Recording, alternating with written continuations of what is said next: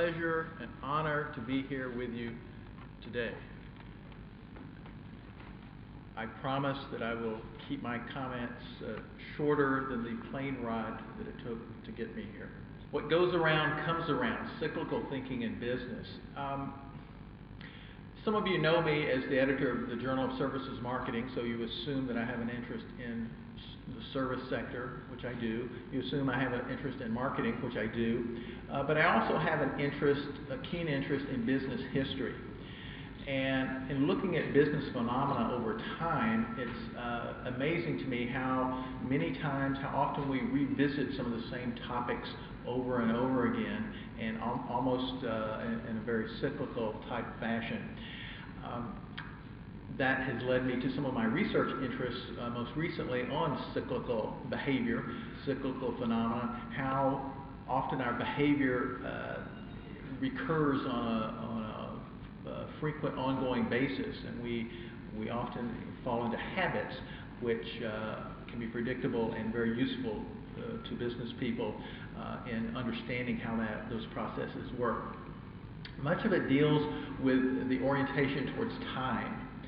And there are a couple of different ways to think about time. One of the more Western, I suppose, ways of thinking about time is time as a linear function, meaning that we often move from yesterday through today and into tomorrow, which is obviously hard to dispute, but in thinking of time as in a linear fashion, we often tend to think about the past as something that is no longer with us, that's no longer relevant.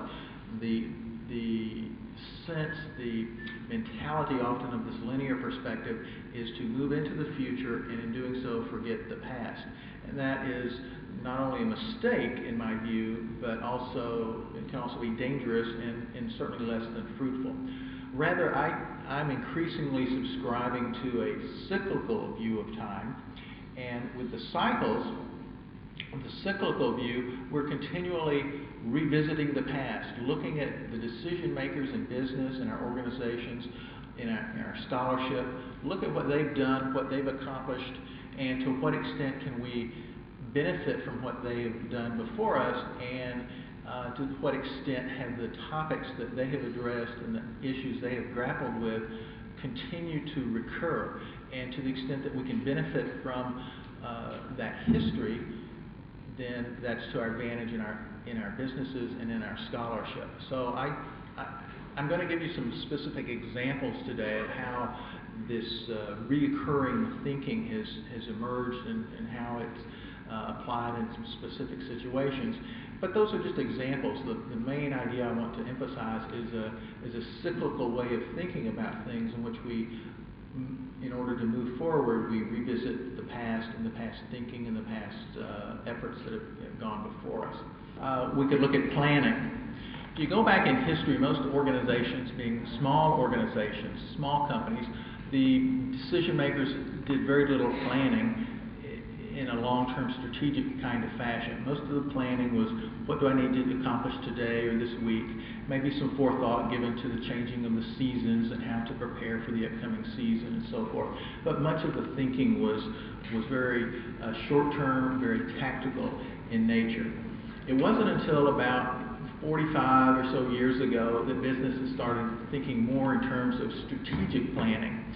In fact, in the literature, business strategy, business strategic planning became very popular in the 1970s, to the point that businesses were spending all of their time thinking about planning and building strategic plans, and then at the end of the year, oops, ran out of time, no time to implement the plan. So it started to be a problem. Today, while strategic planning is still important, businesses are increasingly looping back around to look at the value of tactical issues.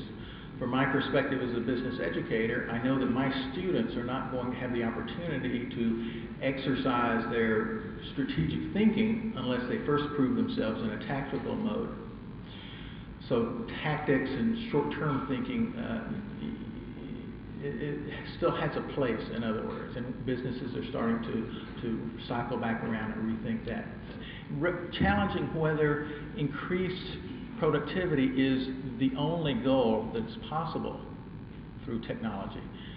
Yes, improved technology is important. Improving productivity is important, and technology can help do that. But is that the only goal? Many businesses, many organizations are revisiting the role that technology can play, and revisiting the role that the human element can play.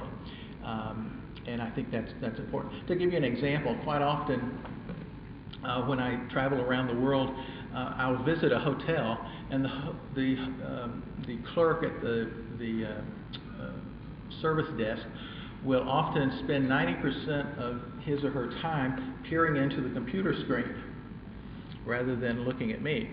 So whether it's wonderful that the clerk would have a great relationship with my data, but I would rather have rapport, relationship with myself rather than just with my data. So that's just one example of some of the unintended consequences of too much technology, or not planning the technology properly. In my area, marketing and customer service, we see another example. Historically, businesses often saw themselves, the marketing role in their organizations, as serving their existing customers. As businesses started to understand the concept of economies of scale, improved communications, improved logistics, transportation, they started thinking more about growing their businesses. And in doing so, growing their businesses often meant expanding geographically, which implied attracting new customers. So for a few generations, marketing was almost defined in terms of getting new customers. That was the role of the marketing function, to get new customers. Well, now the marketing field has sort of circled back around, and we're looking at the importance of existing customers again, not taking those existing customers for granted. That's again increasingly the orientation of marketing today. We're recognizing that existing customers play a very important role in the company's profitability in a very direct sense. They tend to purchase more, they tend to cost less to serve, so that leads to increased profits. And we're also learning with the new advent of the social media, internet forums, where consumers can rate product quality and their experience with services and so forth. We're learning that existing customers play an incredibly important role in the acquisition of new customers. So again, it's not that acquiring new customers is an inappropriate goal. It's a good goal, but in doing so, let's not forget the wisdom of the past, and that is to make sure we serve our existing customers.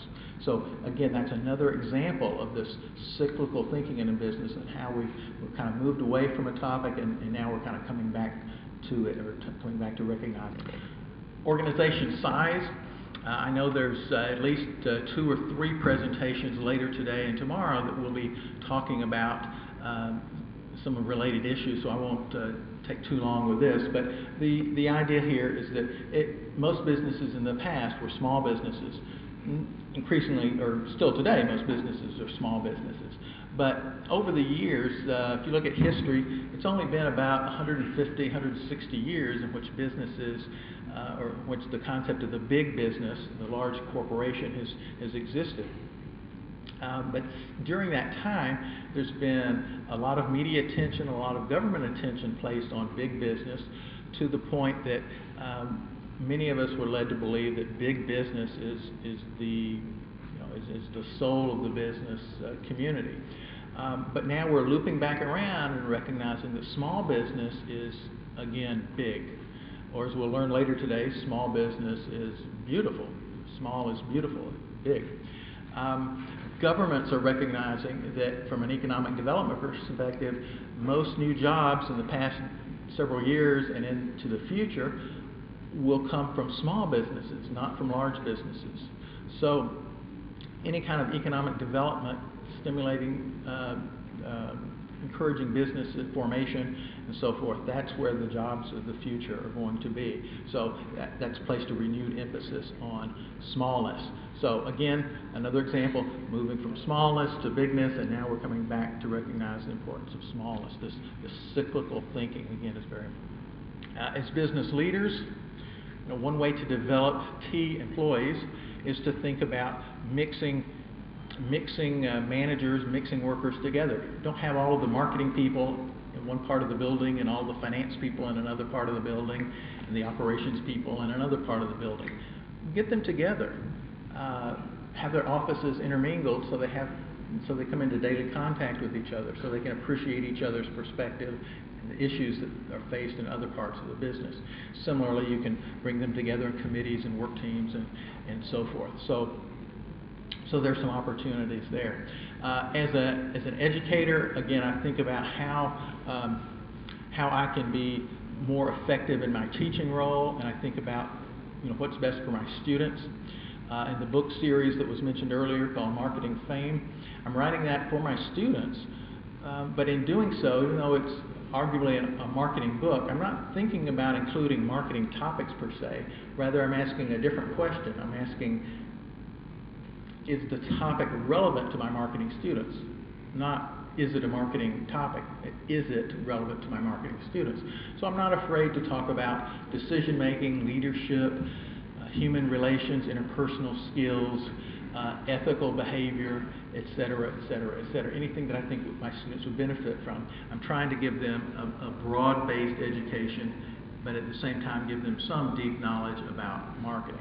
So I know I'm running out of time here, but just to kind of conclude, again, the emphasis of what I've tried to communicate to you today is to think about how in your areas of scholarship some of the topics may recycle, we may revisit the past, and maybe if that's not happening, maybe there is an opportunity to do that. Maybe some of the old scholars that are no longer with us, who can no longer defend their work at conferences, maybe there's an opportunity to revisit their work and glean the wisdom from what they were saying, and it might take a new, fresh approach to apply it to today's world, but still there's a lot of underlying wisdom there quite often. In other words, what I want you to do is think about putting history in your future.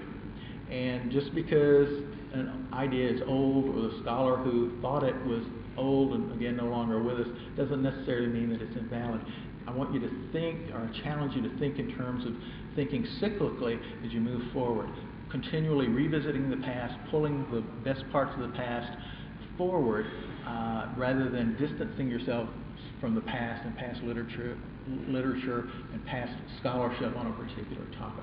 So I know that's just been a very, very brief introduction of this idea, of these ideas, and I welcome a dialogue with you throughout the conference and afterwards. So please feel free to contact me, and I'll just close with thank you.